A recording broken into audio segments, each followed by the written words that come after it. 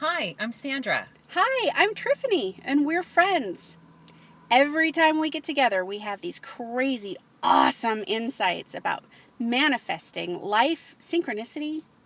And one day I said, it's too bad we didn't record this because somebody out there could have benefited from hearing this. And that's how this began. We never know what we're going to talk about, but when we do and the magic happens, we want to share it with you. All right, we're live. How are you, Tiffany? It's been a while. It's been so long. We missed like 2 weeks, didn't we?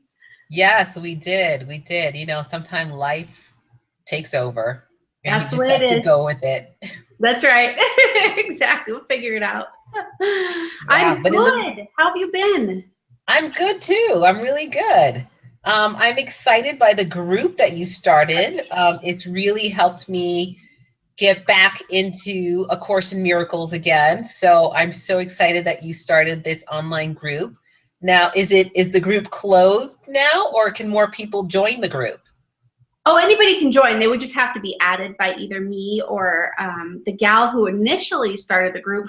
It's actually kind of a funny story because she had a group of people that they read A Purposeful Life together, and they were like, "What are we going to read next?" And they, at the beginning of the year, picked Course in Miracles. They had no idea it was a year-long thing. No. Oh, So when I said, just randomly, I didn't even know they were doing this, and I randomly said to her that I felt called to create a class out of this at some point, thinking it was down the line in the future. She goes, "Well, will you use ours?" And I said, "Yes." And she had no clue she had committed to a year-long thing. oh my God! No Wow. idea. Yeah. And then she comes to me. So I said, all right, then I'll put together a rough course curriculum. We'll consider this a beta group. And I put out the thing and said, we'll start on such and such date. That means we'll end on such and such date. And she called me. Next thing I know, my phone's ringing and she goes, "This is a year? I had no idea this is a year." I said, "Yeah. Are you still down? Do you still want to do it?" And she goes, "Yeah, I didn't know what I was signing on for." And then there's this big long pause and she goes, "But you knew what you were signing on for and you still said yes." So the way I'm doing it is, at least for this first beta round, is you kind of letting people join when they come to the work, and obviously they've got to know me or you or Davika or somebody that's already a part of the group so that we know they're safe, and that, because you get vulnerable doing this work. You're really talking about some of the shadow sides of yourself. We've talked about it even on these conversations.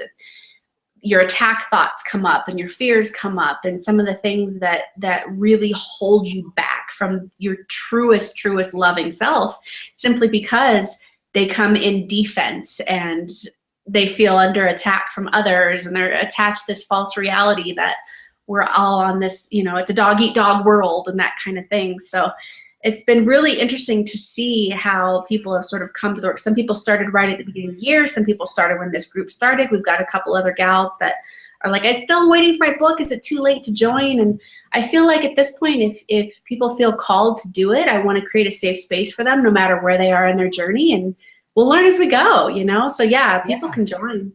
So how does that work with some people having started it already and some people like just joining in right now? How do you combine people who may be a week or two ahead of somebody who would just join today?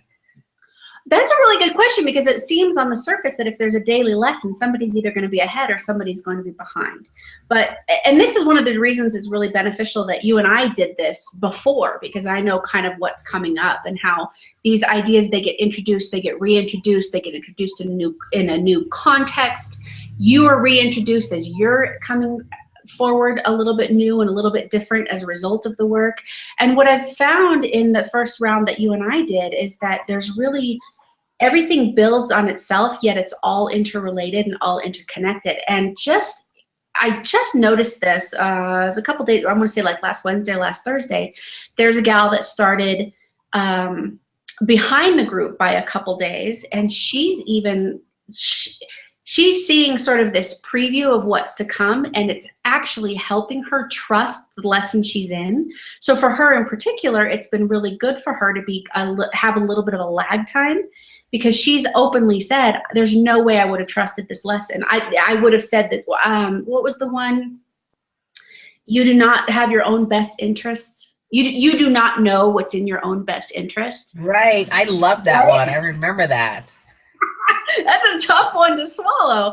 And the really cool thing about that is if that was a natural resistance, if she had come to that without knowing where it was going, she may have just put down the whole book and not done anything at all. So, you know, in all honesty, not only does the integration go fairly well, it seems to be kind of divinely guided for some people that needed to have it come into their awareness a little bit later. So it's working. And then we have Luna.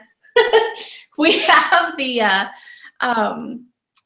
call every other week, and that's just about where you have resistance. Like that could be anything in life. It could be anything in the Course of Miracles. It could be any conversation that happened on the group. So, I mean, there's no putting real life on hold, and there's no timeline there. So it seems to be working out pretty well. I totally forgot about the call because it's not at a time that I can join. What is the call like? I mean, it's a group call, like multiple people are on the line at the same time? Yeah, we have a group call. So what my initial thought was is we would go ahead and check in a little bit ahead of time on the thread and say where are people getting stuck, and then I could find a common theme and talk about that, maybe working through that block with one or two people that had the block, right? My dog is like wrapping herself up in the cords. Sorry. She's just decided she's got to be a part of this. But that hasn't happened. People have just shown up. And what is really happening on the call is this gorgeous, everybody's life is so interrelated to everyone else's. You know, some of these people knew each other ahead of time, some of them didn't. And yet there's this really beautiful conversation going on of me too. Oh my God, it's not just me. Oh, and then I had this thought. And it's slightly moderated just to make sure we stay within a time frame, but it's still really organic. And it's not, of course, the underpinnings are what we're learning in ACIM, but it's real life. So it's just people connecting on the work that they're doing in themselves, regardless of whether or not it's coming specifically from Course in Miracles or if it's coming from some other class they took or some conversation they had with somebody else that's part of the group. So it's been really, really interesting to watch the vulnerability and the authenticity that these, so far women, all women, not at all on purpose. We do have a couple men in the group, but they haven't been coming to the call. But to see the level of authenticity in these women, just completely soul bare in front of people they don't know, that it's really helping other people bear their soul too. I feel like the Course in Miracles is doing the work. I feel like all I did is be like, hey, I have a conference number. Come on in. Uh-huh. I did. That's awesome. It's working out. And hey, why not, right? Like if this is something we can keep doing and have people join, maybe this is just a year-long thing that, you know, we don't start at the beginning of every year. We just keep it on a loop, and people can be part of a community that has it, because it is a vulnerable conversation, isn't it? You and I have talked about how hard it is sometimes to find people you trust about your soul work. Right. And people who are also doing their own soul work, and it's not something that's completely foreign to them. Yeah. Because they're even just admitting that you're doing something like soul work opens you up to criticism, doesn't it? Like not everybody understands what that entails, or they think it's all just, you know, fantastical talk, magical talk, things that aren't grounded in reality. And the beautiful thing about the work you and I do, I mean, just as friends, but then also as practitioners, and now as members of this group, is really figuring out how to take that woo-woo magical la thinking and really put it into practice, really put it into use so that it's practical, it's practically applied, not just theory and not just you know, something that can be discounted by somebody's doubt or fear or angst or lack, right? It takes that practice, and it takes doing it again and again. And you had mentioned to me, I believe, that you had felt while we were doing the Course in Miracles together that you had felt that you were being called to kind of bring this out to the world. Can you tell me Yeah. more about that? Oh my gosh. I did, and it was really surprising to me because I really felt like I almost felt like through the first half of it, I almost felt like I wondered if I'd missed the point because I wasn't having these great big shifts. I wasn't having these great big aha moments. It felt more validating. It felt validating of the work that I was doing. And I kind of thought, well, I'm going to stick with it. I'm going to get through the end of this. But it seems to be more of the same, more of not only what I've read in other places, but also kind of what I'm putting out into the world, you know, a different take, some new language. And I was a little bit been there, done that kind of feeling. And in a couple of my meditations about that point when I was like, okay, cool, awesome, that means I'm on the right track, this is great, but I wasn't really integrating any of it, about that time is when I started getting these notions in my own meditations that maybe this is something I could specifically add using the verbiage, the ideas, specifically add to my coursework or actually specifically teach it. And I went, okay, well, I'll entertain the idea. And that's when I had that conversation with you and I started reading the teacher's manual, thinking it was going to be like, here's the certifications you need and here's what your classwork is going to look like. And it wasn't. The teaching manual is more about here's what needs to be true within you or else you're not going to be able to teach this. It took what I felt I already knew and turned it around in a way that made me apply everything I was learning differently to myself. So the second half of Course in Miracles hit me in a much more profound way simply because I had started to have this feeling that I should be teaching it.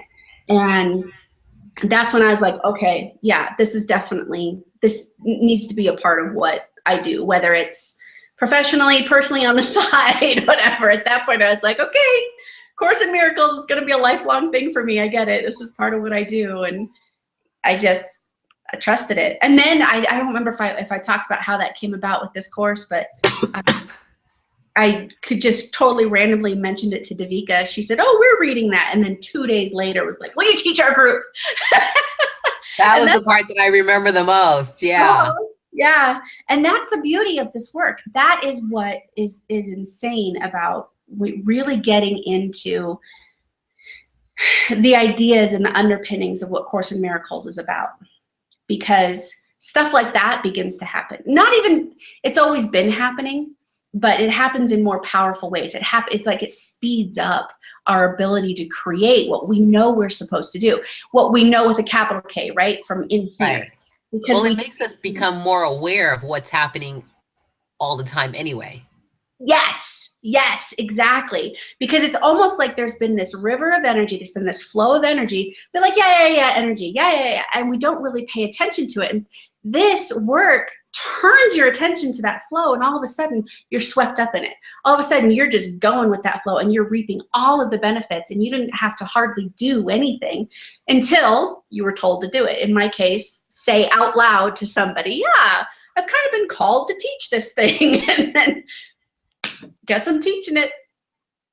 And I think that's what a lot of people would like, is to have much more of a connection with their intuition, you know, where they can feel like they're purposely being guided in a certain direction instead of just, you know, feeling like they're taking stabs in the dark or they're going for their dreams, but it may or may not come to fulfillment. So to be able to be more aware of the synchronicities and know that, you know, yes, you're moving in a purposeful direction is relieving. It brings peace. Yes, peace is the perfect word. That is the word. And that's exactly right. Because there's this is the way I describe it to people. There's what you want and what you think you're supposed to do and what you think is the right thing. You've come to this understanding usually through some sort of societal programming, right? Some societal structure has told you this is what you're supposed to do. So you think you know what you want. Well, then on the other side of this equation is what wants you, right? your special gifts, your special talents, the things that do come easily that you've been negating because they've always come easy. What's the big deal, right? Like they're so easy to dismiss. And yet those are the guidelines that if you could see those would be the signals for your intuition to follow those, right? And the moment what you want is the same thing as what wants you, the moment those two things come together, boom, everything falls into place. And then it's peace because you're no longer fighting for something that is either against the flow, out of the flow, in ignorance of the flow. Suddenly now everything is in that natural energy and you're literally coasting along. Now that doesn't mean not action, right? Because you and I have talked about this before too. A lot of people feel like as long as you're in the right space spiritually, things will just come. Well, you're still in the flow. You're still moving. There's still things that are coming by that you want to grab and put on the other side, and those things go together. And now that's a piece of somebody else's flow down the line. And there's still things that you'll be doing, but the difference is that peace factor that you just mentioned, because now there's nothing to decide. There's no pros and cons. You hear it, you tune in, you get the impression, you just do it.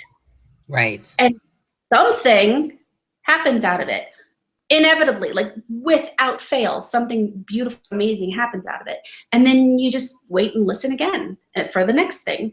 And I think that the biggest place people struggle is we have this idea that if we're striving for success, we're struggling. It's not worth it if it's not hard. If it's your natural gift, you don't have a right to ask for money for it. If you really want it, you're trying harder and you're working harder, right? And so when that thing comes in that says it's time to rest, when that thing that comes in that says get your ass out of the house and go for a hike, you need vitamin D, and you go, no, I've got to work on my website, I've got to do this thing. When you stop listening to that guidance because it doesn't line up with what society tells you good work looks like, you immediately pull yourself back out of that flow. You've stopped working with the things that want you, that with the flow that's working with you. And that's the tough thing, because sometimes right work doesn't look like what society tells us work looks like. Have you found that to be true? Well, you know what? It's kind of interesting, and I wonder how many other listeners kind of feel the same way. Like we all know people who are so in touch with their intuition that they kind of they trust their intuition. They know what's coming from their intuition as opposed to their ego, and they know how to follow it. I wonder if there are a lot of people kind of like me who struggled for a while to know, well, is this my ego that's telling me to go in this direction, or is this my instincts that's going in the direction? And to try and just practice like, okay, maybe this is my instincts, let me go with it and see what happens. I think trusting that and knowing yourself and then trusting yourself comes with that whole thing. So I think I've admired that you've been so in touch with your instincts and just kind of known where to go. And there's a sense of, again, peace and reassurance that comes with that I think a lot of people are seeking. And maybe that's why some of the people are doing A Course in Miracles, is to be able to get to that place. Mm-hmm. Yeah. And I think it's important to note that I haven't always operated this way.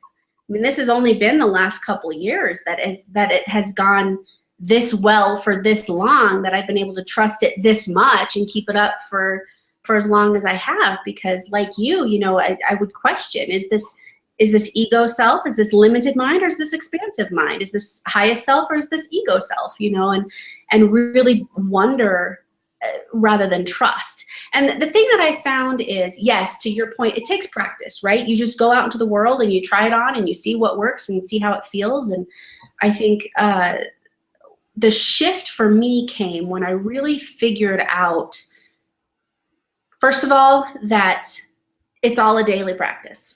Every single bit of it, the meditation, the journaling, the dream analysis, the staying in touch, the having these conversations, making sure my circle worked in at least a similar way, even if we're coming at it from different angles or with different practices, that we're all talking about our responsibility to the world, not what the world has to change to be responsible to us, right?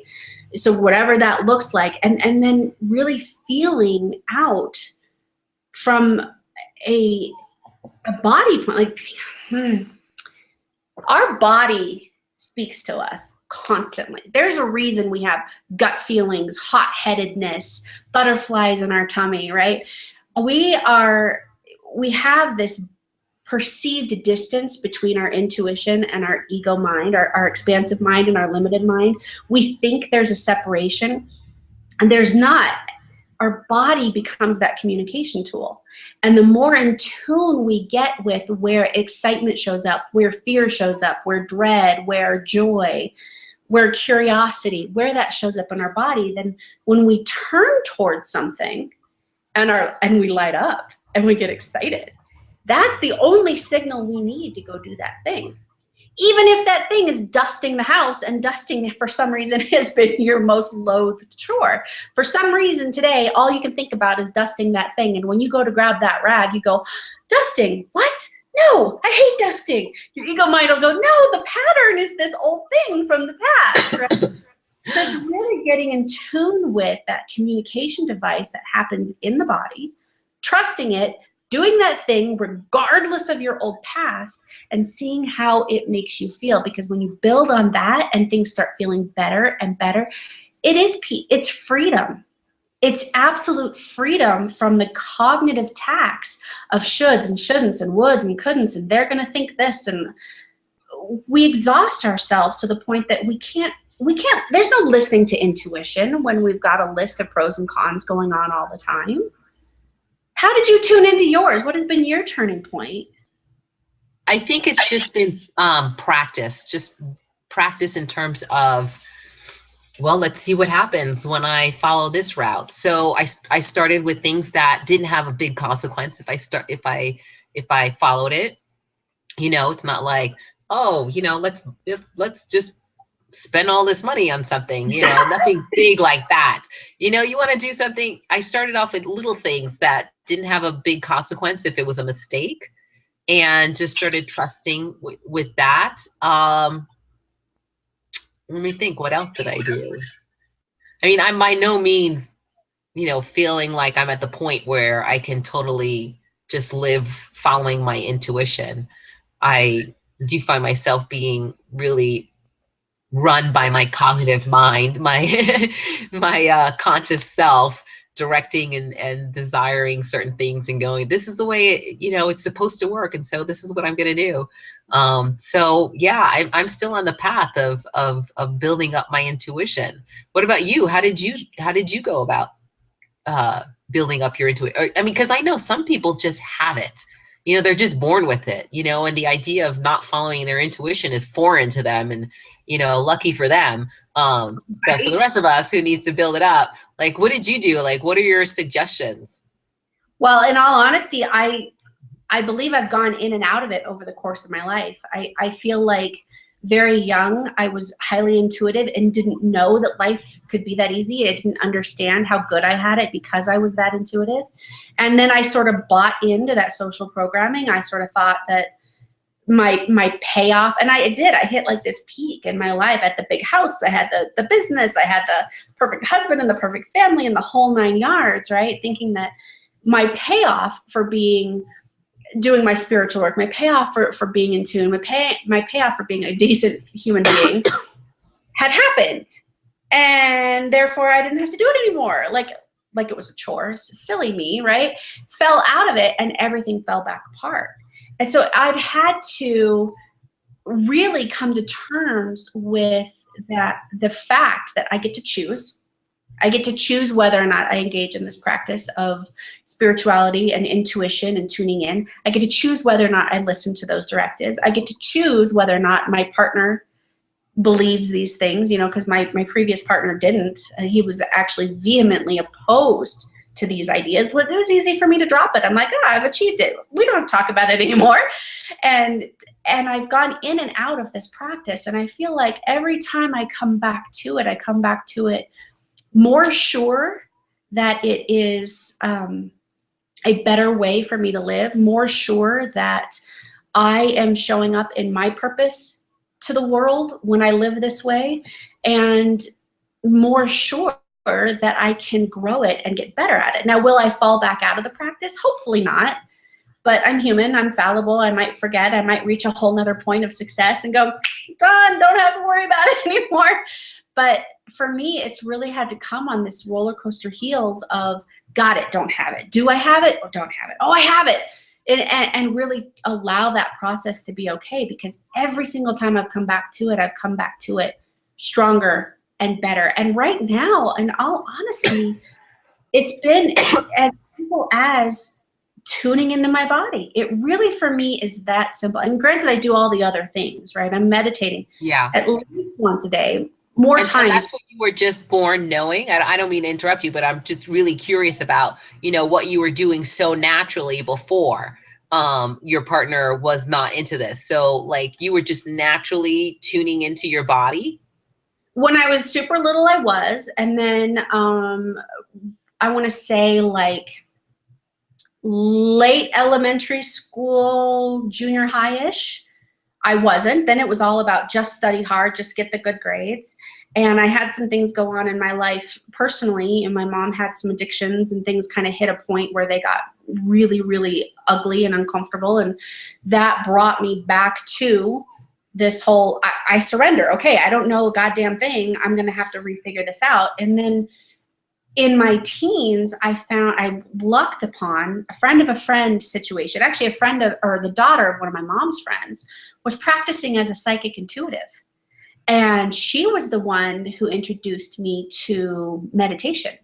So that was when I was like, oh, there's an actual practice. It isn't just this natural thing that you go in and out of. You can actually intentionally practice this tuning in.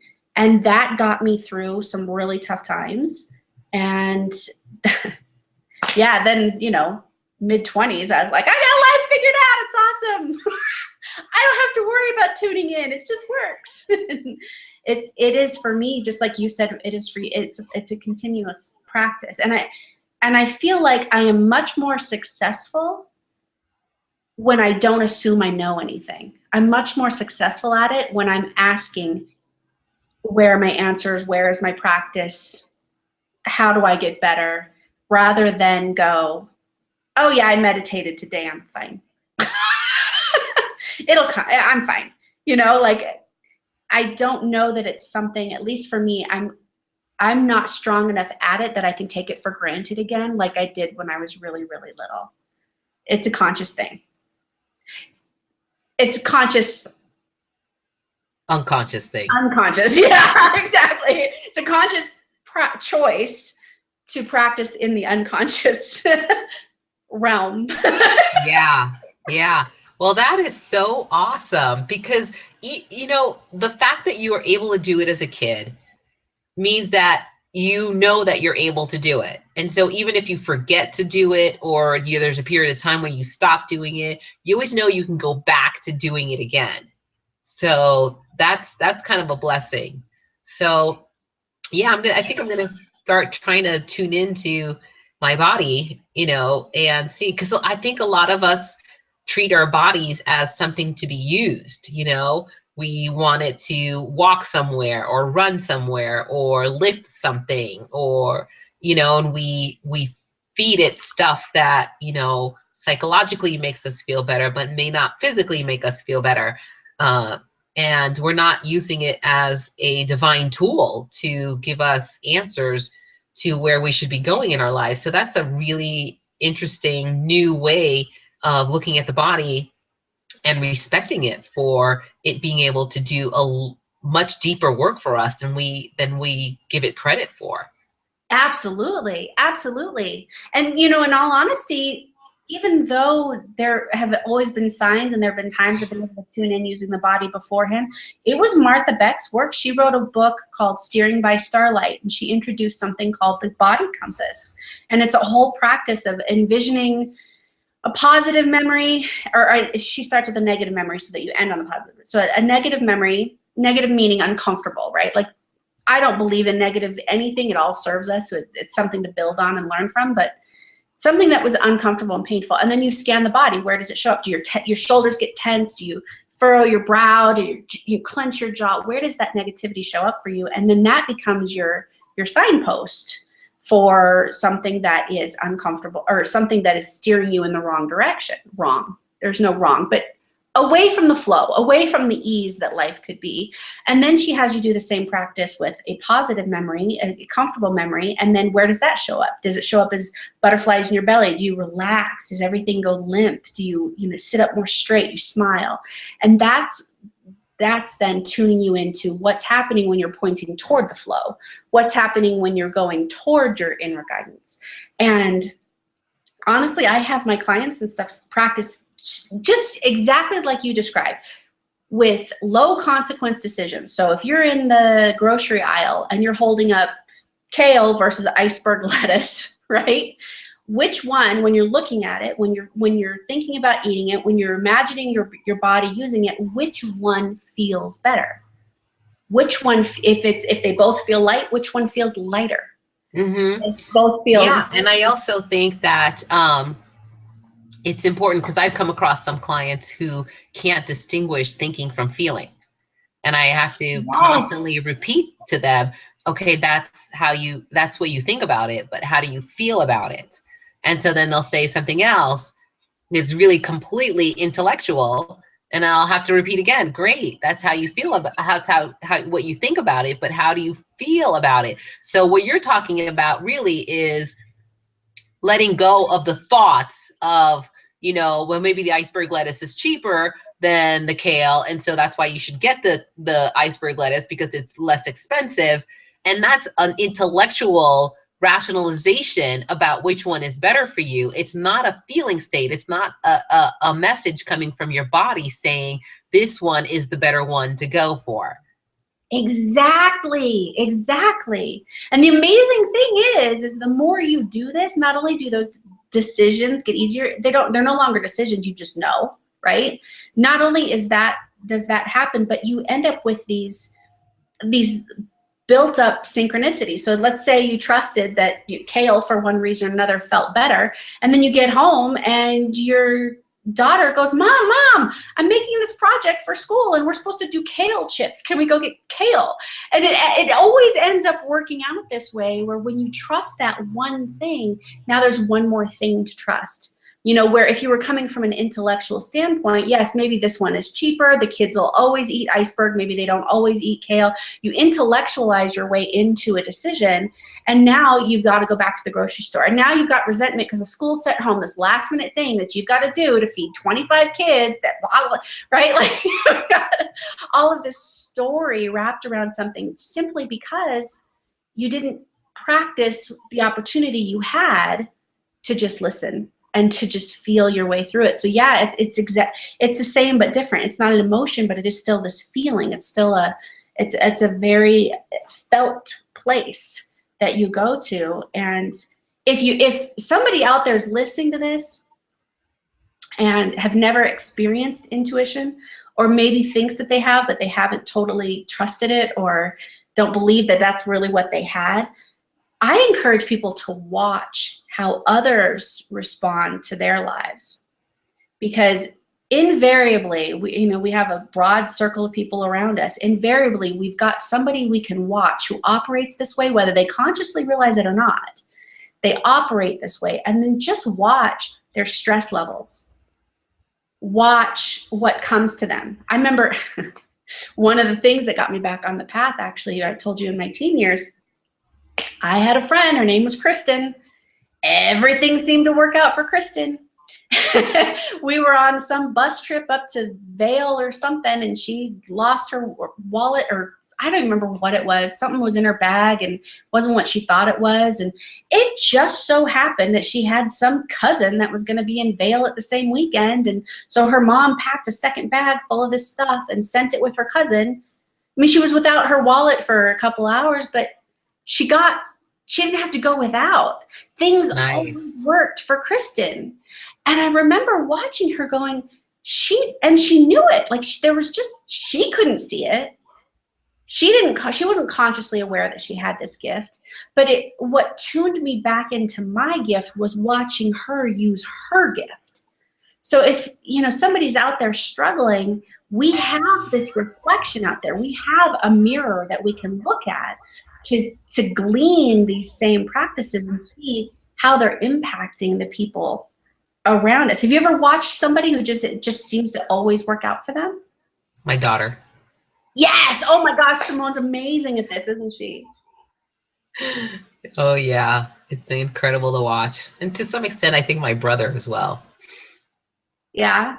Do they share a similar feel, the two of them? I don't sense a similar feel between them, but I just remember always saying, my brother was born under a golden star. Uh-huh. It sure looks like that, doesn't it? Yeah. So does your daughter then, does she know that is she aware of what she's doing?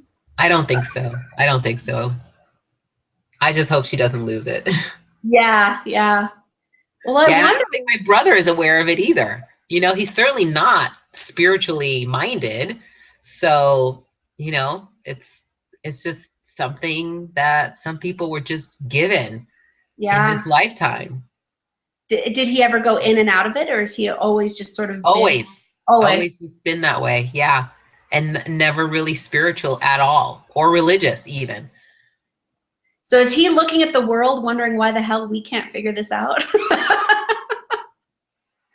Probably. I mean, no, I mean, I'm sure he thinks that it's because of, he got an education and he got a right job and he's stuck with the job and he's climbed the corporate ladder. And so I'm sure he's got traditional, rational explanations for why things have gone well for him. He made the right decisions, but he's not one to take a step back and say, well, what made me make those right decisions? Right. He's one of the lucky few who that traditional path, that paradigm that society says works for you, it was his flow, right? Yeah. He popped out that it wasn't in opposition to who he was. But if you look at like our creatives, our artists who are being encouraged to not be artists, our songwriters who are being encouraged to not be songwriters, they're working against their flow. So for them, for me, it was the same way, that I didn't have on my radar at all that I'd be an entrepreneur. I thought for sure that I would find some really cool corporate job and live out of some simple little loft in New York, because that was going to be an easy jumping off place to travel for my corporate job to speak. Like I had this other life in my head, and yet that wasn't in service to my gifts. My gifts are helping people. My gifts are deconstructing what works so that it's teachable. And I didn't know that. So the whole time I was working in opposition to that, helping my ex-husband with his business, raising my kids and helping them with their business and their grades. I wasn't embracing my true service to the world, because I felt like it was right for me to turn that off. I felt like it was appropriate according to the social paradigm. So your brother got lucky, right? Like yes. The Absolutely. social paradigm was his flow. The social paradigm wasn't mine, so it took me a few tries. Yep. So listen, if somebody would like to join the group, you had mentioned that they needed to be invited.